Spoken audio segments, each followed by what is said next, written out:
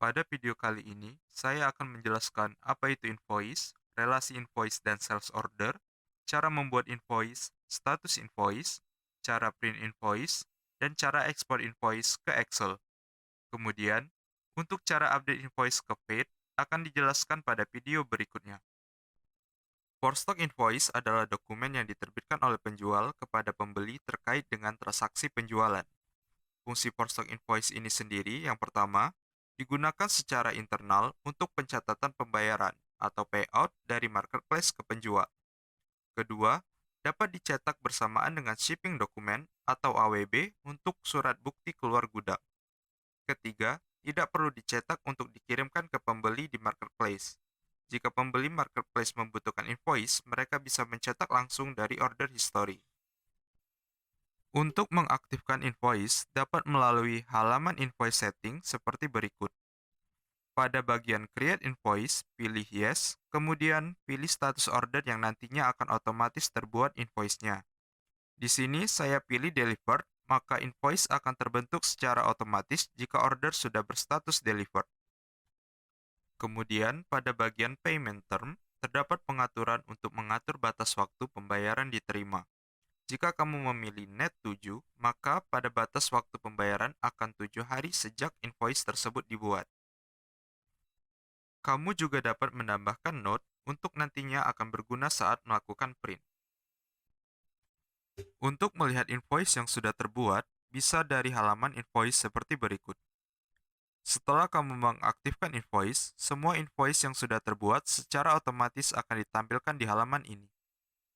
Kamu dapat melihat invoice yang statusnya unpaid, belum terbayarkan, overdue, telah melewati batas pembayaran, paid, yang telah terbayarkan, voided, invoice yang dianggap batal, written off, invoice yang dianggap lunas. Kamu juga dapat melakukan filter invoice berdasarkan store, order status, dan warehouse. Kamu dapat melihat detail invoice dengan mengklik ID invoice seperti berikut. Di halaman detail ini, kamu dapat melihat informasi sales order seperti informasi customer, item, dan rincian pendapatan. Pada saat invoice dibuat pertama kali, rincian pendapatan akan mengikuti apa yang ada pada sales order.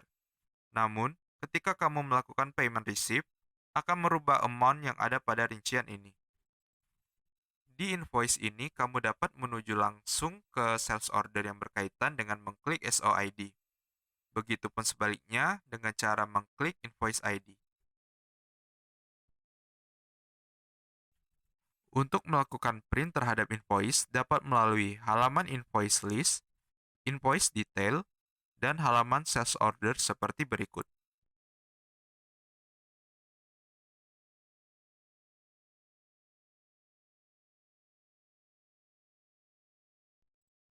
Jika kamu ingin melakukan ekspor data-data yang ada pada invoice, kamu dapat melakukan dengan cara mengklik pada tombol export pada halaman invoice list. Kemudian, kamu dapat memilih rentang tanggal, store, warehouse, dan invoice status. Terdapat pilihan all jika kamu tidak ingin melakukan filtering terhadap data tersebut.